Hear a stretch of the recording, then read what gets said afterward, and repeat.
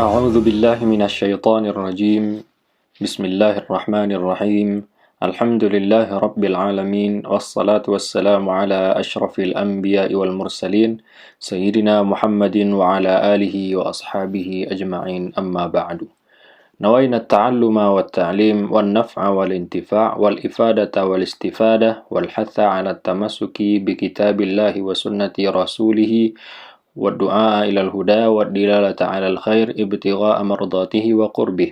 اللهم علمنا ما ينفعنا وانفعنا بما علمتنا. اللهم زدنا علما واشرح لنا صدورنا برحمتك يا أرحم الراحمين. Pada kesempatan kali ini insyaallah kita akan lanjutkan materi mengenai adabus shiyam atau adab-adab berpuasa bagian yang keempat. Silahkan dibuka kitab masing-masing, kitab Fiqh Sunnah. Kita akan baca. Qala al-musannifu rahimahullahu ta'ala, Ar-rabi'atu al-kaffu amma yatanafa ma'as siyami.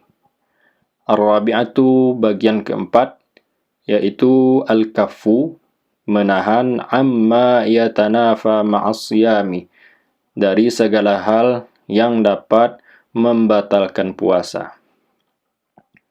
As-siyamu ibadatun min afdalil qurbati.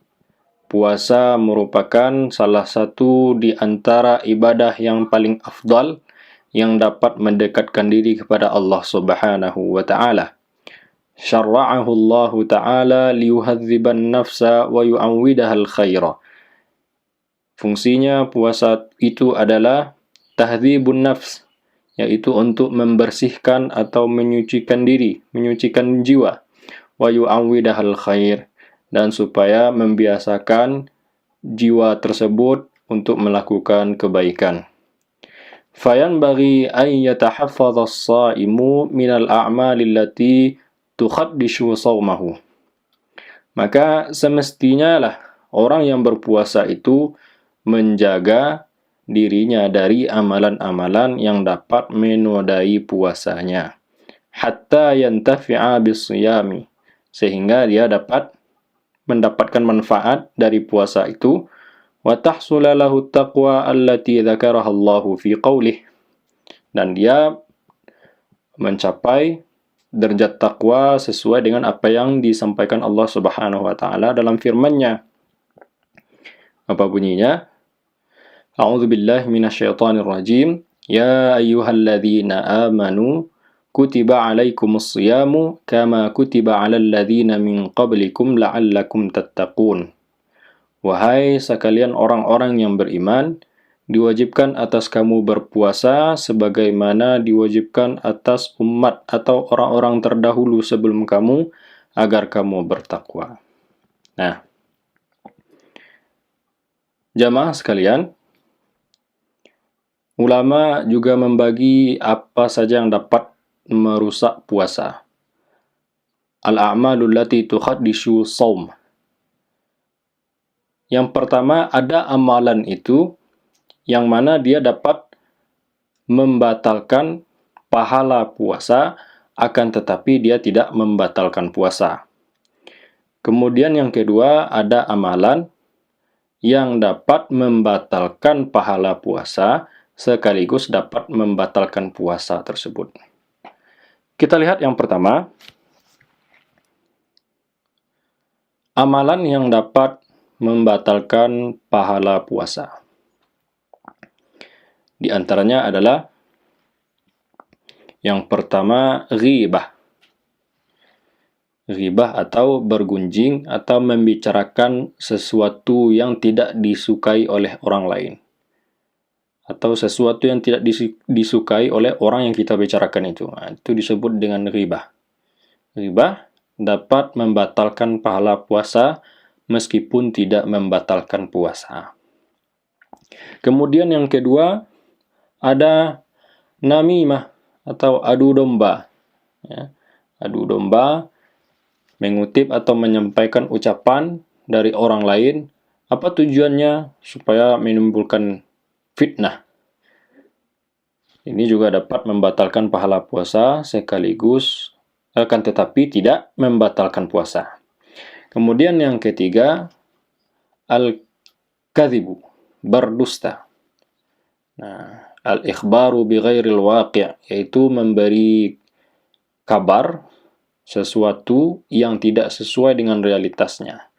Atau kalau sekarang yang kita kenal dengan hoax, ya, berita bohong. Nah, orang yang menyebarkan berita bohong di bulan Ramadan khususnya, maka batal pahala puasanya meskipun tidak batal puasanya. Lalu yang selanjutnya adalah an-nazru lima yahrumu aw lima yahillu bi syahwatin ay bi an yaltadza bin nazri. Memandang pada perkara yang haram dilihat atau memandang pada perkara yang halal dilihat tapi disertai dengan syahwat, yakni menikmatinya. Ini juga dapat membatalkan pahala puasa meskipun tidak membatalkan puasa. Yang berikutnya, melakukan sumpah palsu. Ya, sumpah palsu itu dapat membatalkan pahala puasa.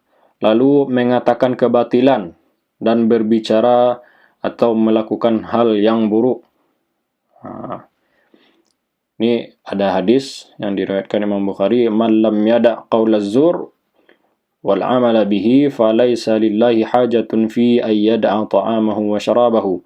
Siapa saja yang tidak meninggalkan perkataan dan perbuatan batil, maka Allah tidak butuh pada yang meninggalkan makan dan minumnya itu.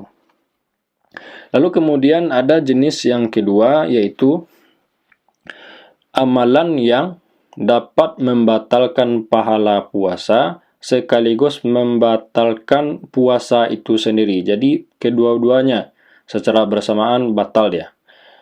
Apa saja? Yang pertama ada murtad. Ya. Murtad walaupun hanya sebentar, sekejap, maka batal puasanya sekaligus batal juga pahala puasanya. Kemudian yang kedua, haid, nifas, dan wiladah atau melahirkan juga dapat membatalkan puasa dan pahala puasa secara bersamaan.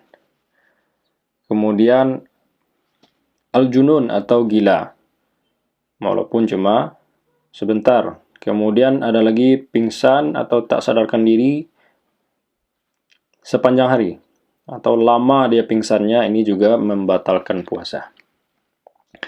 Lalu melakukan hubungan suami istri, ini juga dapat membatalkan puasa, juga membatalkan pahala puasa. Lalu memasukkan sesuatu ke dalam rongga tubuh, baik itu mulut, telinga, hidung, dan lain sebagainya. Ya.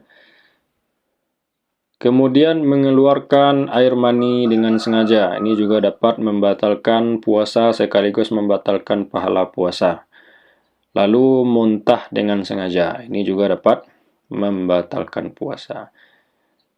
Nah, inilah beberapa hal yang semestinya ada amalan-amalan itu yang mesti dihindari atau tidak dilakukan di saat melakukan puasa. Namun kecuali seperti haid dan nifas atau melahirkan, itu kasusnya berbeda, itu sudah alamiah yang tidak dapat ditolak. Adapun masalah pahalanya nanti atau bagaimananya kita serahkan pada Allah Subhanahu wa taala. Tetapi tetap secara fikihnya dia membatalkan puasa tersebut. Nah, apa tujuannya kita untuk menghindari hal-hal yang tadi atau amalan-amalan tadi? Tak lain tak bukan adalah supaya kita mencapai derajat takwa yang telah dijanjikan Allah Subhanahu wa taala melalui puasa tadi. Karena kita tahu bahwasanya Ramadan itu adalah bulan latihan, tadrib. Melatih diri selama ini kita mungkin di luar Ramadan makan kita barangkali berlebihan atau ya kita menuruti hawa nafsu kita, akan tetapi di bulan Ramadan ini kita kontrol semuanya.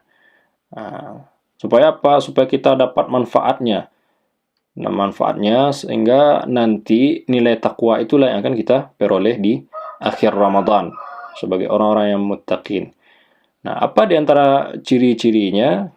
Kalau kata Sayyidina Umar radhiyallahu anhu, orang yang bertakwa itu adalah orang yang apabila, contohnya ya, diibaratkan orang yang berjalan di suatu tempat atau suatu daerah di mana daerah tersebut penuh dengan jebakan, ranjau, penuh dengan duri, maka ia akan berhati-hati berjalan di sana. Dia tahu kapan maju, kapan mundur, dia melihat situasi. Nah, ada kehati-hatian di dalam dirinya.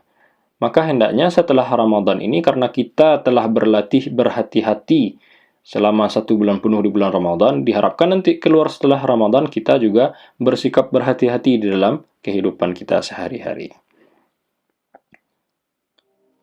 Nah, barangkali itu yang dapat kita sampaikan pada kesempatan kali ini. Mudah-mudahan ada manfaatnya. Kita tutup dengan subhanakallahumma wa bihamdika asyhadu an la ilaha illa anta astaghfiruka wa atubu ilaik. Wassalamualaikum warahmatullahi wabarakatuh.